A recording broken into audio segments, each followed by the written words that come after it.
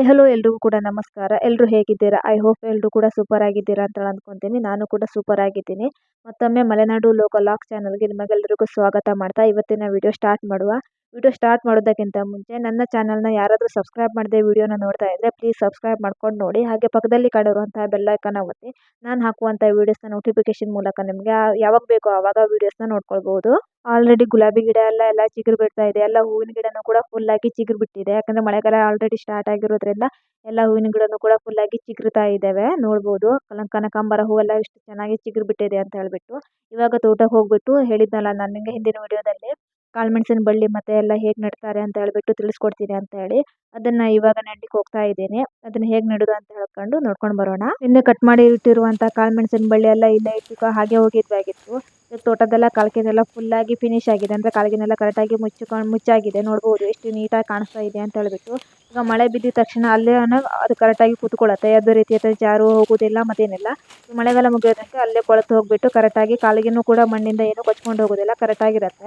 ಈ ಕೆಳಗಿನ ಕಾಲಿಗೆ ನಮ್ದಲ್ಲ, ಮೇಲಿಂದಷ್ಟೇ ಆಗಿರೋದು. ಸೊ ಇಲ್ಲಿ ಚಿಕ್ಕದಾಗಿ ಅಂದರೆ ಚಿಕ್ಕ ಪಾಲಾಗಿ ಮಾಡ್ಕೊಂಡಿರುವಂಥದ್ದು ಇದು. ಅದಕ್ಕಾಗಿ ಇಲ್ಲಿ 4 ಕಾಲಿಗೆ ಇರೋದು. 4 ಅಂದರೆ 8 ಪಟ್ಟ ಬರುತ್ತೆ. ಕಾಲಿಗೆ ಸೈಡಿಗೆ ಒಂದು ಮಣ್ಣು ತೆಗೆದಿರೋ ಜಾಗಕ್ಕೆ ಅಡಿಕೆ ಮರ ನೆಟ್ಟಿದ್ರಾಗಿತ್ತು. ಅಲ್ಲೊಂದು ಸ್ವಲ್ಪ ಕ್ಲೀನ್ ಮಾಡೋದು ಜಾಸ್ತಿ ಇದೆ. ಅಲ್ಲಿನೂ ಕೂಡ ಕೆಸುವಿನ ಗೆಡ್ಡೆ ಇರುತ್ತಲ್ವ ಅದೆಲ್ಲ ತುಂಬ ಜಾಸ್ತಿ ಬಂದಿದೆ. ಮತ್ತು ಬಾಳೆ ಎಡೆ ಏನು ಬೆಳೆ ಬಿದ್ದಿರುತ್ತಲ್ವ ಅದನ್ನೆಲ್ಲ ಇದೆ.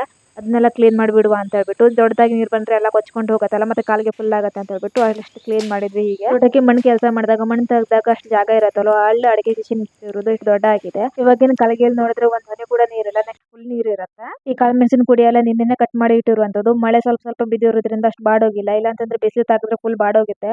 ಅಂದ್ರೆ ಒಂದು ದಿನ ಕಟ್ ಮಾಡಿ ಈ ಥರ ಇಟ್ಟು ಫುಲ್ ಬಾಡೋಗುತ್ತೆ. ಆದ್ರೆ ಮಳೆ ಬೀಳ್ತಿರೋದ್ರಿಂದ ಬಾಡೋಗಿಲ್ಲ, ಹಾಗೆ ಇದೆ. ಮತ್ತೆ ಬೆಳಿಗ್ಗೆ ಬೇಗ ಬಂದಿದ್ವಿ, ಇದನ್ನ ಕಟ್ ಮಾಡಿ ಇಟ್ಟಿದ್ವಲ್ಲ ನೆಡಬೇಕು ಅಂತ ಹೇಳ್ಬಿಟ್ಟು. ಇಲ್ಲಾಂತಂದ್ರೆ ಬಿಸಿಲಿಗೆ ಇಟ್ಟರೆ ಅದು ಒಂದೊಪ್ಪತ್ತು ಬಿಸಿಲಿಗೆ ಇಟ್ಟರೆ ಸಾಕು, ಅದು ಫುಲ್ ಆಗಿ ಬಾಡೋಗಿ ಮತ್ತೆ ನೆಟ್ಟರು ಕೂಡ ಚಿಗುರೋದಿಲ್ಲ. ಇವಾಗ ಕುಡಿನ ಎಷ್ಟು ಬೇಕಾಗುತ್ತೋ ಅಷ್ಟು ಉದ್ದಕ್ಕೆ ಕಟ್ ಮಾಡಬೇಕಾಗತ್ತೆ. ಗಿಡ್ಡ ಕಟ್ ಮಾಡ್ಕೊಂಡ್ರು ಅಡ್ಡಿಲ್ಲ, ಉದ್ದ ಕಟ್ ಮಾಡ್ಕೊಂಡ್ರು ಅಡ್ಡಿಲ್ಲ. ನಮ್ಗೆ ಎಷ್ಟು ಬೇಕಾಗುತ್ತೋ ಅಷ್ಟನ್ನ ಕಟ್ ಮಾಡಿಕೊಂಡು ಈಗ ನಾವು ನೆಟ್ಟಿದ ತಕ್ಷಣನೇ ಸ್ವಲ್ಪ ಕಟ್ಬಿಡುವ ಮರಕ್ಕೆ. ಇಲ್ಲಾಂತಂದ್ರೆ ನೆಲದ ಮೇಲೆಲ್ಲ ಮತ್ತೆ ಚಿಗುರುತ್ತೆ. ಮತ್ತೆ ಅದನ್ನ ಬೇರನ್ನೆಲ್ಲ ಕಿತ್ಬಿಟ್ಟು ಮತ್ತೆ ಕಟ್ಟಾಗ್ಲಿಕ್ಕೆ ಯಾವಾಗ ಸಿಗುತ್ತೋ ಟೈಮ್ ಸಿಗುತ್ತೆ ಅನ್ನೋದು ಗೊತ್ತಾಗೋದಿಲ್ಲ. ನೆಡ್ಬೇಕಿದ್ರೇನೆ ಕಟ್ಟುವ ಅಂತ ಹೇಳ್ಬಿಟ್ಟು ಈ ಥರ ಮಾಡ್ತಾ ಇದ್ದೀವಿ.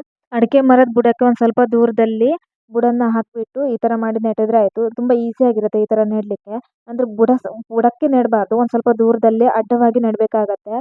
ನೆಟ್ಟು ಆದ ತಕ್ಷಣ ಕರೆಕ್ಟಾಗಿ ಮೆಟ್ಟಬೇಕಾಗತ್ತೆ. ಅಂದರೆ ಯಾವುದೇ ರೀತಿಯಾದ ಮಳೆಯಲ್ಲಿ ನೀರು ಹೋಗದೇ ಇರುವಂಥದ್ದು ಕರೆಕ್ಟಾಗಿ ಅಗಿಬೇಕಾಗತ್ತೆ. ಅಂತಂದ್ರೆ ಕರೆಕ್ಟಾಗಿ ಗಟ್ಟಿಯಾಗಿ ಬುಡಕ್ಕೆ ಮಣ್ಣನ್ನು ಹಾಕಬೇಕು. ಇಲ್ಲ ಅಂತಂದ್ರೆ ನೀರು ಹಾಕಿದ್ರೆ ಅಲ್ಲೇ ಕೊಳೆತೋಗೋ ಚಾನ್ಸಸ್ ಇರುತ್ತೆ. ಮತ್ತು ಕಾಳುಮೆಣಸಿನ ಬಳ್ಳಿನ ಮಳೆಗಾಲ ಸ್ಟಾರ್ಟಿಂಗಲ್ಲಿ ನೆಟ್ಟರೆ ಚೆನ್ನಾಗಿರುತ್ತೆ. ಜಾಸ್ತಿ ಮಳೆ ಸ್ಟಾರ್ಟ್ ಆದಾಗಲೂ ನೆಟ್ಟರೂ ಕೂಡ ಕೊಳೆತು ಹೋಗಿಬಿಡುತ್ತೆ. ಯಾಕೆಂದರೆ ನೀರು ತುಂಬ ಆಗಿರೋದ್ರಿಂದ ಬೇರು ಬಿಡಲಿಕ್ಕೆ ಅದಕ್ಕೆ ಅವಕಾಶನೇ ಸಿಗೋದಿಲ್ಲ. ಅದಕ್ಕಾಗಿ ಕೊಳೆತೋಗಿರುತ್ತೆ.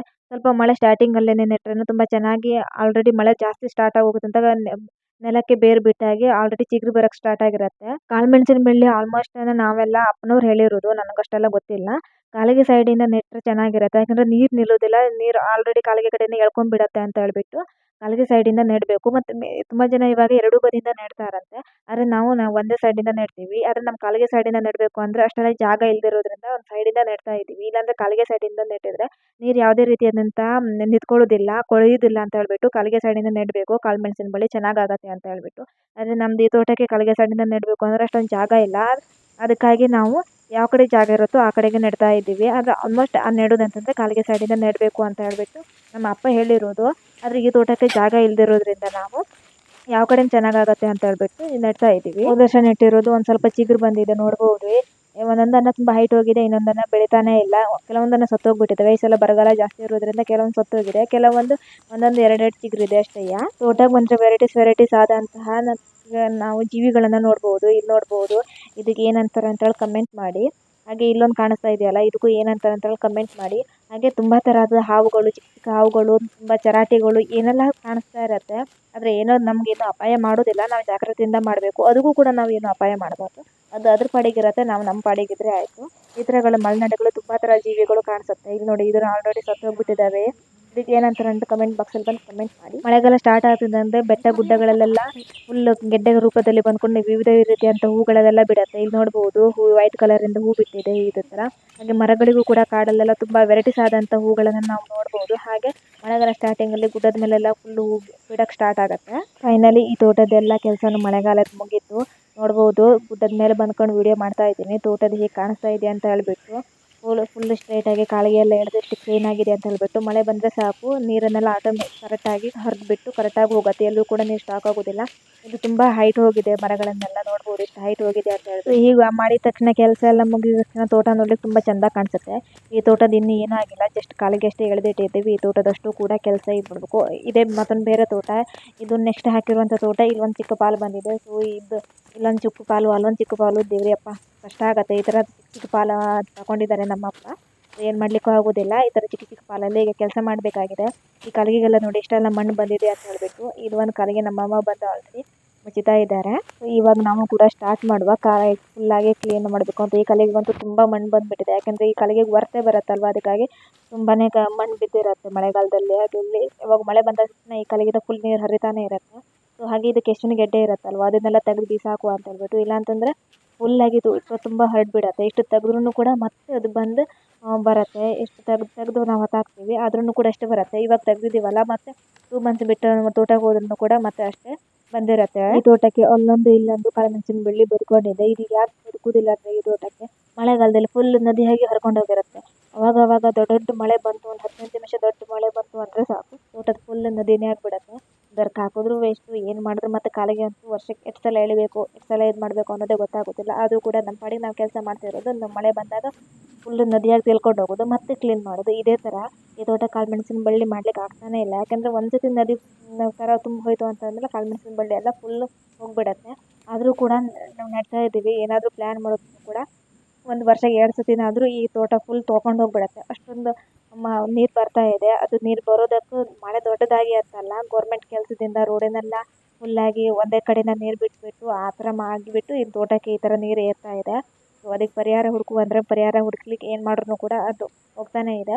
ಒಂದು ವರ್ಷಕ್ಕೆ 2 ಸತಿನಾದರೂ ಹೀಗಾಗ್ಬಿಟ್ಟು ಎಲ್ಲನೂ ತೋಟ, ನಮ್ಮದೊಂದೇ ತೋಟ ಅಂತಲ್ಲ, ನಮ್ಮ ಮೇಲ್ಗಡೆ ಕೆಳಗಡೆ ಇರುವಂಥ ಎಲ್ಲ ತೋಟನೂ ಪೂರ್ತಿಯಾಗಿ ಇದೇ ಥರ ತೊಳ್ಕೊಂಡು ಹೋಗ್ತಾ ಇದೆ. ಏನು ಮಾಡಲಿಕ್ಕೂ ಬರೋದಿಲ್ಲ.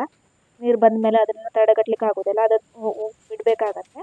ಅದಕ್ಕಾಗಿ ಈ ತೋಟಕ್ಕೆ ನಾವು ಎಷ್ಟು ಮಾಡಿದ್ರೂ ಕೂಡ ಅಷ್ಟೇ. ಆದರೂ ಕೂಡ ನಾವು ಇರಲಿ ಅಂತ ಹೇಳ್ಬಿಟ್ಟು ಈ ವರ್ಷ ನೀರು ಅಷ್ಟೊಂದು ಬರೋದಿಲ್ಲ ಅಂತ ಹೇಳ್ಬಿಟ್ಟು ಪ್ರತಿ ವರ್ಷವೇ ಕೆಲಸ ಮಾಡೋದು.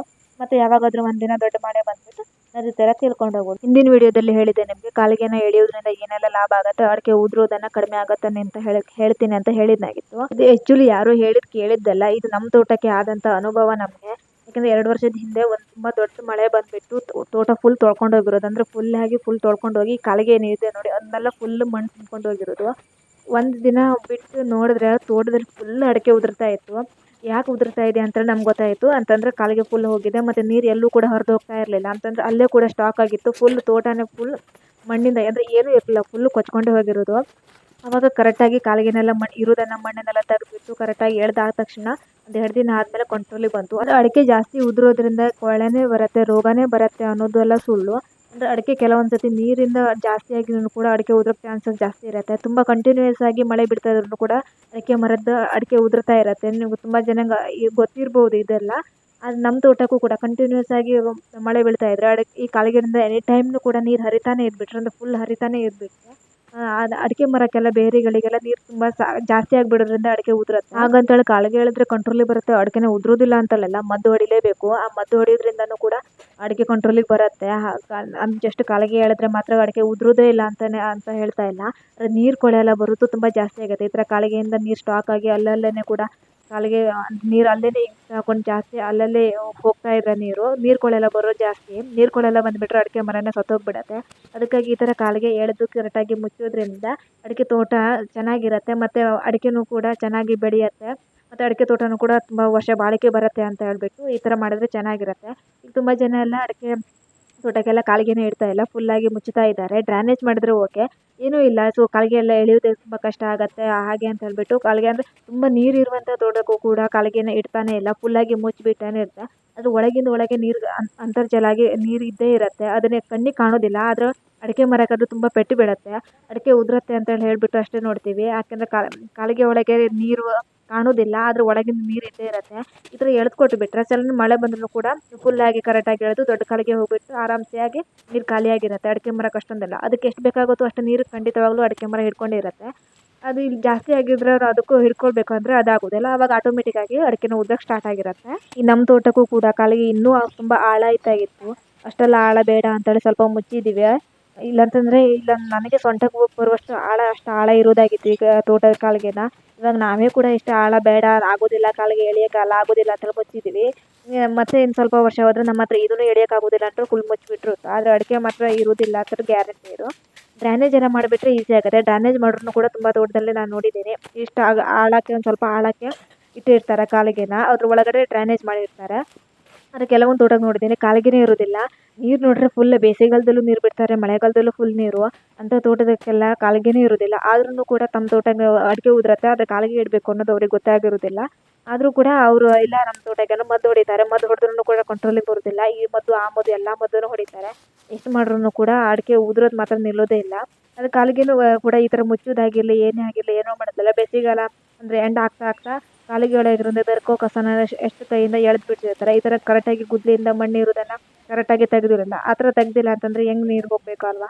ಅದಕ್ಕಾಗಿ ಕರೆಕ್ಟಾಗಿ ಗುದ್ದಲಿಯಿಂದ ಈ ಥರ ಮಾಡಿ ತೆಗೆದ್ಬಿಟ್ರೆ ಎಷ್ಟು ದೊಡ್ಡ ಮಳೆ ಬಂದ್ರೂ ಕೂಡ ಮಳೆ ನೀರು ಹರಿದೋಗಿರುತ್ತೆ. ಮತ್ತು ಆ ಕಡೆಯಿಂದ ಈ ಕಡೆಯಿಂದ ಬಂದಿರುವಂಥ ನೀರು ಕೂಡ ಒಂದು 5 ನಿಮಿಷಕ್ಕೆ ಮಳೆ ನಿಂತ ತಕ್ಷಣ ಕ್ಲಿಯರ್ ಆಗಿಬಿಡತ್ತೆ. ಇಲ್ಲಾಂತಂದರೆ ಅದು ಹೋಗೋದಿಲ್ಲ, ಅಲ್ಲೇ ಭೂಮಿ ಒಳಗೆ ಹೋಗುತ್ತೆ. ಮತ್ತು ಅಡಿಕೆ ಮರ ಇರುತ್ತಲ್ಲ ಅದು ಬೇರುಗಳಿಗೆ ನೀರು ಜಾಸ್ತಿ ಆಗಿಬಿಟ್ಟು ಅಡಿಕೆ ಉದ್ರಕ್ಕೆ ಸ್ಟಾರ್ಟ್ ಆಗಿಬಿಡುತ್ತೆ. ನನಗೆ ಇದ್ರ ಬಗ್ಗೆ ಜಾಸ್ತಿ ಏನೂ ಗೊತ್ತಿಲ್ಲ, ಬಟ್ ನಮ್ಮ ತೋಟದಲ್ಲಿ ಆಗಿರುವಂಥದ್ದನ್ನು ನಾನು ಹೇಳ್ತಾ ಇರೋದು ಅಷ್ಟೇ. ಎಲ್ಲರ ತೋಟನೂ ಇದೇ ಥರ ಆಗುತ್ತೆ ಅಂತ ನನಗೆ ಗೊತ್ತಿಲ್ಲ. ಯಾಕೆಂದರೆ ತೋಟದಲ್ಲೂ ಕೂಡ ತುಂಬ ವಿಧವಾಗಿರುತ್ತೆ. ಅಂದರೆ ಗೂಡದ ಮೇಲೆ ಹಾಕಿರುವಂಥದ್ದು, ತಗ್ಗಿಗೆ ಹಾಕಿರುವಂಥದ್ದು, ನೀರು ಜಾಸ್ತಿ ಇರುವಂಥ ತೋಟ ಎಲ್ಲ ತುಂಬ ವೆರೈಟೀಸ್ ಆಗಿರುವಂಥದ್ದು ಜಾಗದ ಮೇಲೆ ಡಿಪೆಂಡ್ ಆಗಿರುತ್ತೆ. ಎಲ್ಲ ತೋಟನೂ ಇದೇ ಥರ ಇರುತ್ತೆ, ಇದೇ ಥರ ಆಗುತ್ತೆ ಅನ್ನೋದು ನಾನು ಹೇಳೋಕ್ಕಾಗೋದಿಲ್ಲ.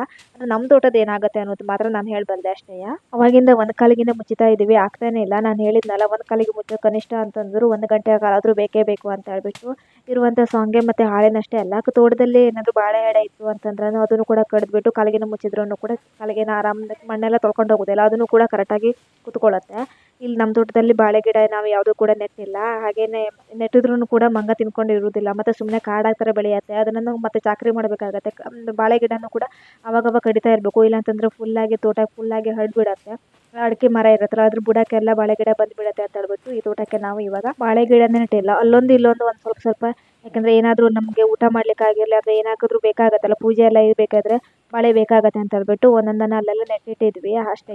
ಇಲ್ಲಾಂತಂದ್ರೂ ಕೂಡ ಇಡೀ ತೋಟಕ್ಕೂ ಕೂಡ ನೆಟ್ಟಿರಲಿಲ್ಲ. ಮುಂಚೆಲ್ಲ ಇತ್ತಾಗಿತ್ತು, ಅಷ್ಟೆಲ್ಲ ಚಾಕರಿ ಮಾಡೋಕ್ಕಾಗೋದಿಲ್ಲ. ಮತ್ತು ಮಂಗ ಅಂತೂ ತುಂಬ ಆಗಿರೋದ್ರಿಂದ ಬಾಳೆಗೆ ಕೊನೆಯೂ ಕೂಡ ಇಡೋದಿಲ್ಲ ಅಂತ ಹೇಳ್ಬಿಟ್ಟು ಬಾಳೆನ ನಾವು ನೆಟ್ಟೇ ಇಲ್ಲ ಈ ತೋಟಕ್ಕೆ. ಅಡಿಕೆ ಸಸಿ ದೊಡ್ಡಾಗಿದ ತಕ್ಷಣ ಎಲ್ಲ ತೋಟಕ್ಕೂ ಕೂಡ ಬಾಳೆನ ತೆಗಿತಾ ಇದ್ದೀವಿ ನಾವು. ತುಂಬ ಫುಲ್ ಕಾಡಾಗಿಬಿಡತ್ತೆ ಮತ್ತೆ ಎಲ್ಲ ಅಂತ ಹೇಳ್ಬಿಟ್ಟು ಅಡಿಕೆ ತೋಟಕ್ಕೆ ಇರುವಂಥ ಬಾಳೆನೆಲ್ಲ ತೆಗಿತಾ ಇದ್ದೀವಿ. ಅಡಿಕೆ ಹಾಳೆನ ಚೆನ್ನಾಗಿರೋದು, ಗಟ್ಟಿಯಾಗಿರೋದು ಮತ್ತು ಉದ್ದ ಮತ್ತು ಅಗಲ ಆಗಿರೋದಂಥ ಹಾಳೆನ ಅಮ್ಮ ಮನೆಗೆ ತಗೊಂಡು ಹೋಗ್ತಾ ಇದ್ದಾರೆ. ಅದು ಎಲ್ಲಾದರೂ ಮಳೆಯಲ್ಲಿ ನೀರು ಇರುತ್ತಲ್ವ ಅಲ್ಲೆಲ್ಲ ಕಟ್ಟುವ ಅಂತ ಹೇಳ್ಬಿಟ್ಟು ಅಮ್ಮ ತಗೊಂಡು ಹೋಗ್ತಾ ಇದ್ದಾರೆ. ಈ ಥರ ಮಾಡಿ ಇಲ್ಲಿ ಕಟ್ಟಲಿಕ್ಕೆ ಅಂತ ಹೇಳ್ಬಿಟ್ಟು ಇದು ಅಟ್ಟದ ಕೆಳಗೆ ತಗಡು ಇರುತ್ತಲ್ಲ ಅಲ್ಲಿ ದೊಡ್ಡದಾಗಿ ಸ್ಪೇಸ್ ಇದೆ, ಅಲ್ಲಿ ನೀರು ಒಳಗಡೆ ಬರದೇ ಇರೋ ಥರ, ಅಂದರೆ ಬರುತ್ತಲ್ವ ಚಿಕ್ಕ ಚಿಕ್ಕ ಹನಿ ಥರ, ಆ ಥರ ಬರಬಾರ್ದು ಅಂತೇಳಿ ಈ ಥರ ನಮ್ಮ ಕಟ್ತಾ ಇದ್ದಾರೆ. ಪ್ಲಾಸ್ಟಿಕ್ ತಂದು ಕಟ್ಬೋದಾಗಿತ್ತು, ಆದರೆ ನಮ್ಮಮ್ಮ ಎಲ್ಲಿ ಕೇಳಬೇಕು, ಈ ಥರ ಮಾಡಿಬಿಟ್ಟು ಕಟ್ತಾ ಇದ್ದಾಳೆ. ಒಂದೊಂದು ಮಳೆಗಾಲ ಮುಗಿಯೋ ತನಕ ಸಾಕಾಗತ್ತೆ ಅಂತ ಹೇಳ್ಬಿಟ್ಟು ಈ ಥರ ಮಾಡಿ ಹಾಳೆನ ಹಾಕ್ಬಿಟ್ಟು ಕಟ್ತಾ ಇದ್ದಾಳೆ. ಇಲ್ಲಿಗೆ ಈ ವಿಡಿಯೋ ಎಂಡ್ ಮಾಡ್ತಾ ಇದ್ದೀನಿ.